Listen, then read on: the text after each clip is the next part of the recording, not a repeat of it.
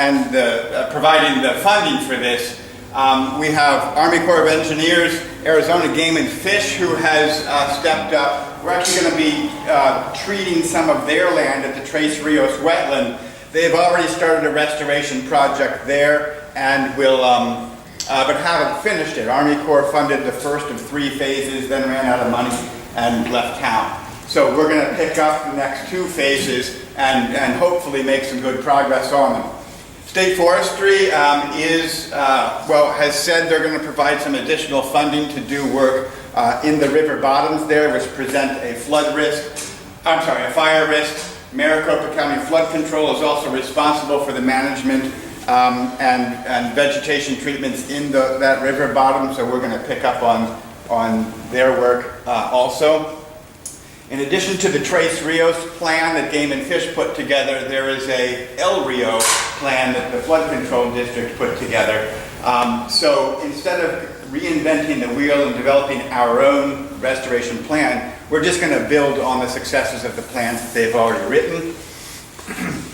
City of Phoenix and Tolleson own land that is just contiguous to the tribal boundary. And as Melissa mentioned a moment ago, we are part of one of the partners in the Lower Gila River Restoration Coalition. And these are governmental and nonprofit entities that share ideas and help each other out. The river, of course, doesn't respect the political boundaries, so all of these partners who are doing similar restoration projects in those river systems can benefit from collaboration and information sharing. The next project I'll talk about is the restoration of the Comat Thicket. This is funded by a BIA Woodlands Management grant, it's a 638 grant. Our partners are the Pima Agency Wildland Fire Agency, which helps the community by fighting wildfires within it and 4 other communities here in central Arizona. And this project, because the Comat Thicket is a historic and important woodland, culturally important woodland in the community, we're working very closely with the Huhugam Center to not only try to restore and protect ecological assets, but also cultural assets. In that same light, we are doing some noxious weed management with the BIA Noxious Weed Grant in the same general area.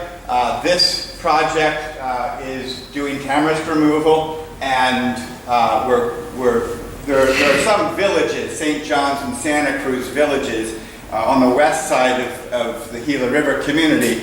And these villages are built into the wildland-urban interface, or the WUI. Not just if, but when that tamarisk catches fire again, it's burned a few times before, but those villages and the people who live in some of those houses in the WUI are at risk. They'd be difficult to extract if a fire got caught there. So we're cutting some swaths across the river. Sorry that Charlie left already, because I was going to address his question about fire preparedness. When we're taking out the tamarisk, we're revegetating with endemic xero-riparian plants. These plants are going to be kind of 2 levels of mid-story plants: Atriplex, saltbush, wolfberry, lycium. These plants are not only provide good wildlife value and have cultural value, but they're a lot easier to run a dozer through if the fire gets caught there, the tamarisk is. So we're doing some planning and trying to keep those more manageable vegetative communities around the WUI. Partners again are the BIA Pima Agency, the Tamarisk, what was formerly known as the Tamarisk Coalition, I just learned, and our Cultural Resource Management Program. Again, there are some important cultural sites here. We're designing the fire lines to protect those also.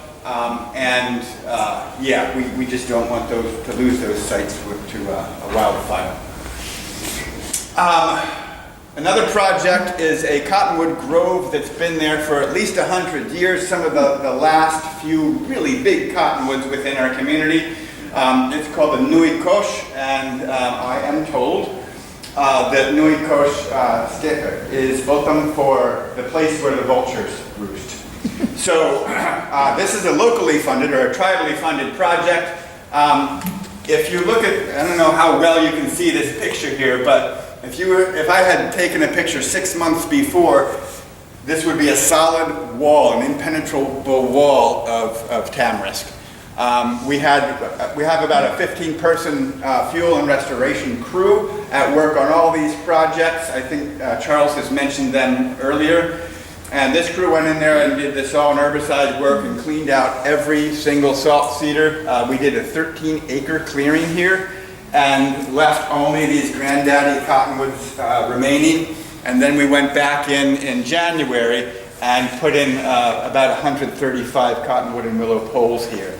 So this is a really exciting restoration area for us. One of the motivations for restoring this grove, interestingly, wasn't cultural or ecological. It was law enforcement. And the Gila River Police Department had approached us and said, this is so overgrown with tamarisk that criminals go in there and hide, or they're doing things in there that they shouldn't be doing. And community members are concerned about this. So could you please do this restoration project? And we're finding, we have another request on the table right now that's similar from GRPD. And we're finding that actually justifying and even funding some of these projects on the basis of law enforcement might be a tractable way to do them. This project was interesting also because not only did we work with some internal entities like the police and the Huhugam Center again, but also with some sister tribes in southern Arizona.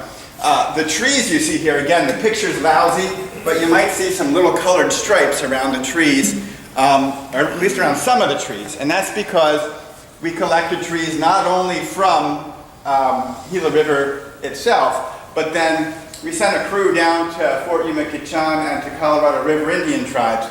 And those two communities were both generous enough to donate some poles to us, just as Salt River was generously donating poles to us a couple of years ago. And right now we're experimenting with them a little bit by growing what we're calling a provenance garden. So we're taking different trees from different areas. As Charles mentioned earlier, the areas we're bringing them from are the trees that live there are better adapted to living in hotter, drier, saltier conditions. We're seeing how they do here relative to our own trees, and have built a good partnership with both these communities. I have to give a shout out too, especially to Joe Sims at Colorado River Indian Tribes. He runs the Akash Preserve there, and he's growing cottonwoods and mesquites in great abundance and is very willing to give them away for next to nothing to sister tribes. So if you need to source trees from somewhere, Joe would be a good person to call. Chris mentioned earlier we have the Wellington Ranch Pollinator Garden and Fish Pond, and I have to thank U.S. Fish for giving the funding for this. We built the pond, around it is pollinator plants. You already heard that story. We have a lot of partners here too. The idea is to reintroduce endemic fishes into the community that's been without endemic fishes now since the water got turned off 100 years ago. So the first fishes we're putting in are non-listed fishes. We're doing Sonora sucker and longfin dace. And we just want to see how fish do in the pond. It's 20,000 gallons, it's aerated, it's a nice place if you were a fish probably. But we want to, before we put anything more sensitive in there, we're going to put in some non-listed species. As Chris mentioned, we're developing a safe harbor agreement, not only for this project, but for all projects within the community. I'm going to talk more about that safe harbor agreement at the intertribal meeting in, when's that, Darren, a week or next week. But basically, so we're not jeopardized by trying to do good things for listed species, we want to put that legal protection in place before we start messing with Gila top minnow and desert pupfish.